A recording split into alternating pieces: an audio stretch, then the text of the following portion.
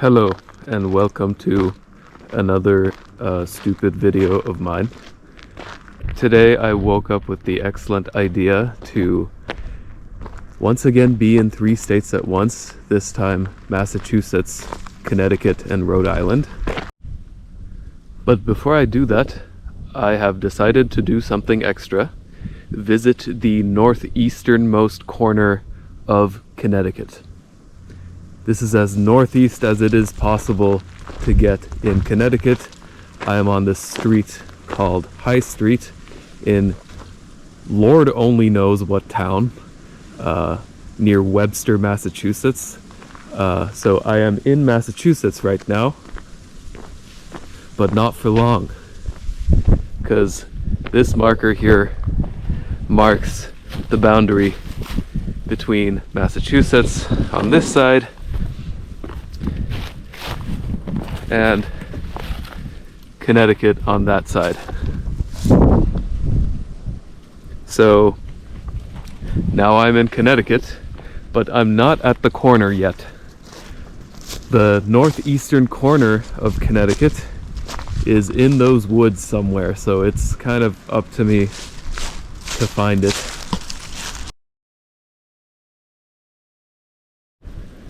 I mean, so I have no better idea at this point than to just start walking into these woods, as I usually do when I do this sort of crap. So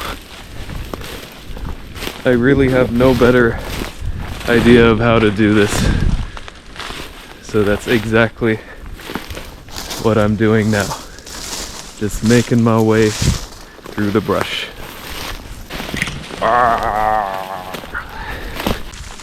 So this right here is the state line, essentially. So, and over here, there's a blue marker that tells you this is a state forest boundary. So this is essentially the state line between Connecticut and Massachusetts. So if I go that way, so if I follow the boundary that way, I'll get to the corner of Connecticut. I am in a nice forest out here. Hopefully I don't get Lyme disease. Hopefully it's too early in the season to get Lyme disease. Yeah, that blue marker means I made it back to the boundary. And let me actually try and follow the boundary now. And that is a big spider. Yes.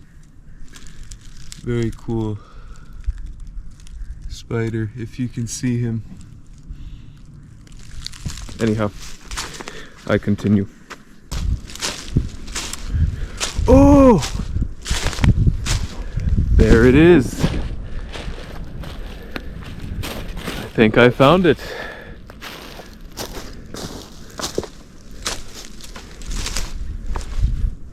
The stone marker. Let's go.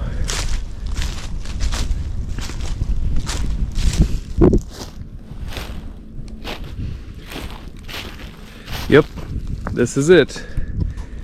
This stone marker marks the northeasternmost corner of the state of Connecticut. So, to give you an idea of what happens at this place,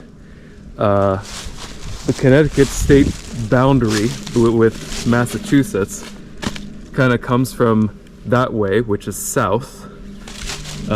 It comes up here to this rock, and at this rock it takes an abrupt turn, a 90-degree turn to the left.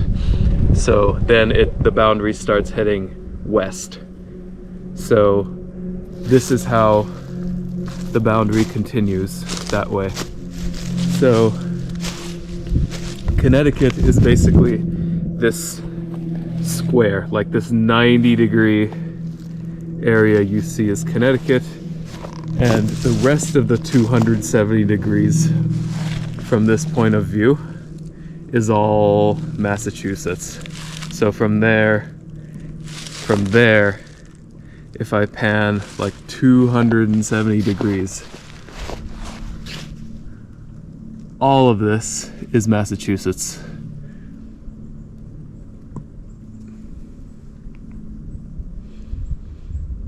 Send help. Yeah, so the boundary marker is trying to tell you this side is Connecticut, but both of these sides of the marker, so this side, if you're on this side, or if you're on this side of the marker, you are in Massachusetts.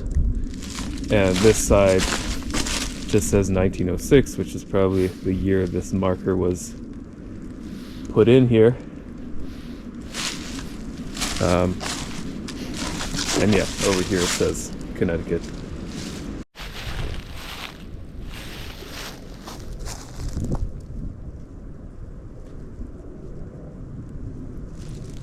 Yeah, so visiting the northeastern corner of Connecticut was actually an excellent warm-up. There's no trail here, no nothing. Like, there's no obvious path or anything that leads to this marker, so you're kind of on your own, I guess, getting here.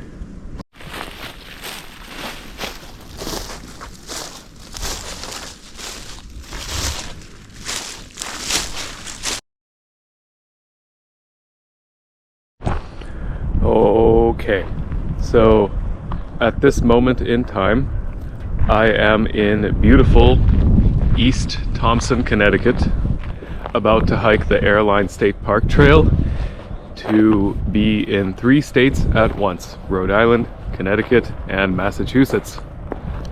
So if I just walk down this path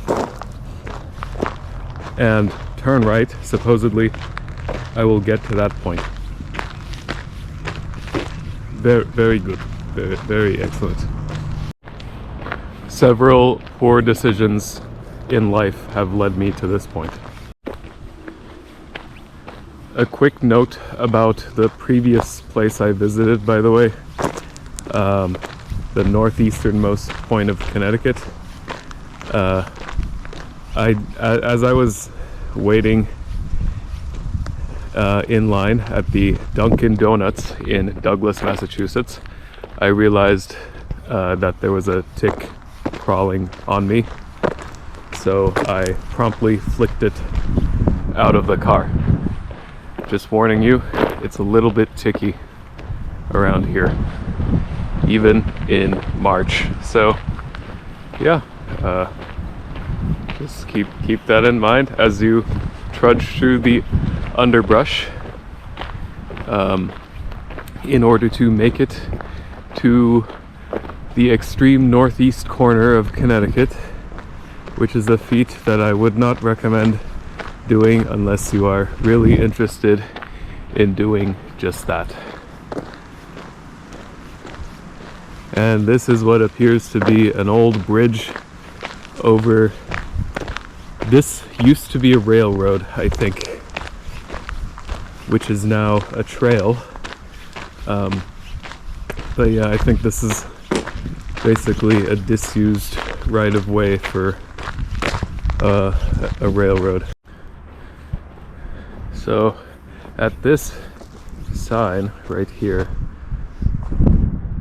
I'll be turning right off of the old railroad path, the old rail trail. You know what? After visiting the Tri-Point, I'm already planning in my head like what I'm gonna do after this, but not too far from here is the highest point in Rhode Island at about like 800 something feet above sea level, and I should take you there. You know what? That's a good idea. Let's do that after this, but for now we just enjoy the beautiful scenery that this spot has to offer.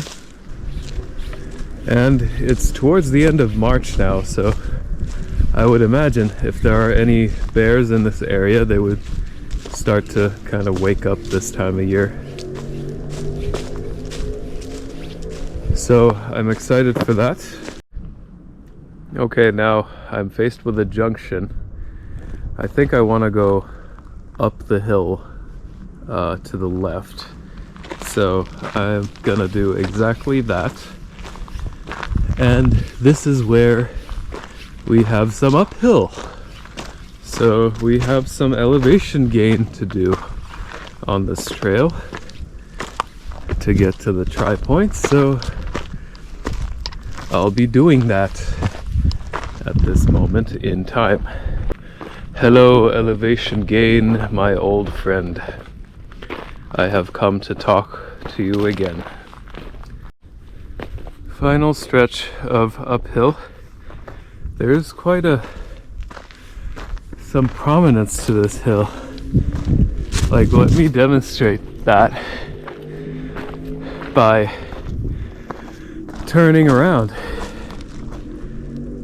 And you can see how far away the horizon is. Yeah, we're quite high up. Oh my goodness. And there it is. The glorious, spectacular marker that indicates the exact point where these three states come together. Rhode Island over here. By the way, this marker dates back to 1883. Connecticut over here. Massachusetts over here. And absolutely nothing over here. And someone has decided they're gonna stack 3 rocks on top of this marker. And I see the symbolism here. Massachusetts, Connecticut, teeny tiny Rhode Island. That's cute. So, to give you an idea, as you look west from this point, you see nothing but Connecticut. If you look to the northeast, that's Massachusetts. And if you look to the southeast, that's Rhode Island. And this also happens to be the northwesternmost corner of Rhode Island at this point. It just isn't the northeasternmost corner of Connecticut because, well, that is north of here in a straight line, and I just showed that to you this morning. Heck yeah. And I'm glad I came in March because all these trees don't have any leaves on them, so you have this nice view of the horizon, whereas if you were to come here in May, well, no view, I don't think.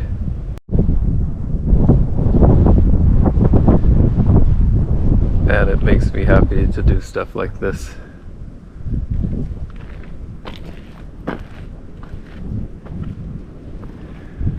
What a beautiful little spot in the woods. Collectively, these 3 states that come together right here have a lot of people in them. Like, I don't know how many. I don't know, 14, 15 million maybe. But how many of those people have been in all 3 of them at the same time? Well, this idiot certainly has. Congratulations. Oh, also, quick stats for people who want to do this. It took me about 15 minutes to get here. Maybe about 150 feet of elevation gain, and like less than a mile of hiking to get to this tri-point. So yeah, should be like a 1.6 mile or so round trip.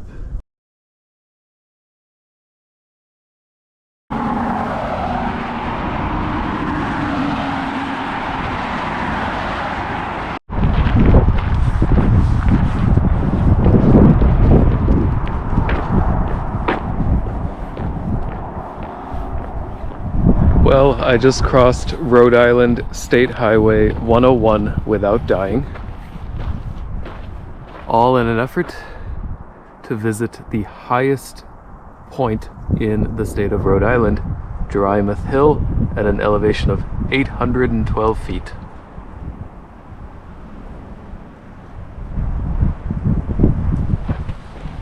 Right next to a beautiful bush of rhododendron.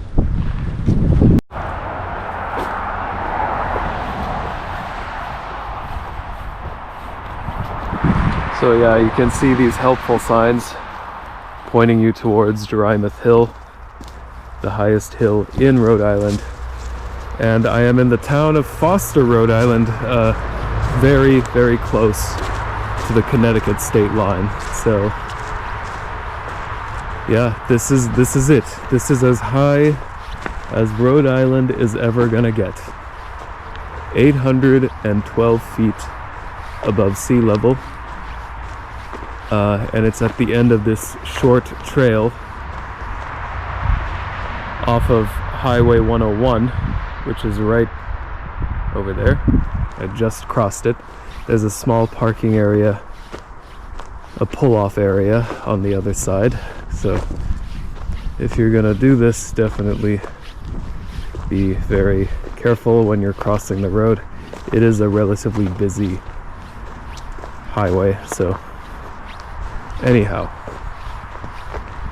So a little bit of lore about Drymouth Hill. This used to be private property, and there used to be someone who lived here, and there used to be a house. And this person really didn't like people rummaging around his property in order to try and get to the highest point in the state of Rhode Island. So what happened at some point when he went to sell his land, the state of Rhode Island put up the money to acquire the land, and now it's public and accessible from dawn to dusk every single day of the year. So high pointers rejoice, basically. It used to be a whole lot harder and quite illegal to get here. This is no longer the case, thankfully. So you can freely visit the highest point in the state of Rhode Island. So after this high point was made public, I personally believe it became the easiest state high point to access in all of New England, because no matter what time of year, you could just walk up this short path and you're already there. This is it. This glorious rock right here is the highest point in the state of Rhode Island, and I am about to stand on top of it for the second time. I've done this before. Last time I was here was summer of 2022. I think it was July 4th, actually. I guess I had nothing better to do on July 4th, 2022. So I decided to get another state high point done in New England, and here I am again. An interesting thing you can find here is this. Hold on. This thing. It's tied to the tree, as you can see. And inside the box is this register that you can sign to prove that you have been here to this glorious summit, to document your courageous journey. You can sign your name and date inside this book, and here it lives in this weatherproof box. I just dropped my phone and I'm just trying to close it properly there so that water doesn't get in. Yeah, I did some scouring just now in the nearby woods, especially in that region, because it feels like it's a little bit higher over there, but no, that's just like dead plant material sitting on the ground that's making it look higher than it is. This is it. This rock is it. This is the highest point in Rhode Island. Amazing. I mean, I don't know. I'm at the height of my happiness right now. But yeah, this is definitely by far the easiest state high point to get to in New England any time of year. Like, you can just walk the short path from the road and come here. Ah, yes, Zen. The Zen experience, standing at the top of Rhode Island. Are you feeling the Zen right now? Are you feeling the comfort deep in your soul from being higher than everyone else in Rhode Island at a whopping elevation of 812 feet, which honestly is nothing to scoff at, like being this close to the Atlantic? Because, you know, for comparison, the highest of the Blue Hills south of Boston, which has amazing views, is like over maybe 600 feet, 640 feet maybe above sea level, whereas this is like 812 feet above sea level. So if the state of Rhode Island was to ever put the investment in and build an observation tower here, that would be amazing. Like, you would be able to see so far on clear days, like today probably. If I could just get above these trees, I could see so much more, which makes me wish I had a drone, but alas. Yeah, thank you so much for watching, you guys. Crazy that you made it this far. You're awesome. Thank you. I will continue to do such things. Some good adventures. And once the summer comes along, I can do like more crazy hikes and stuff. So stay tuned for that. Stay tuned for kayaking adventures, hiking adventures. And if I go traveling somewhere at some point, again, maybe some travel content. Who knows, really. Anyway, thanks. Thanks for watching.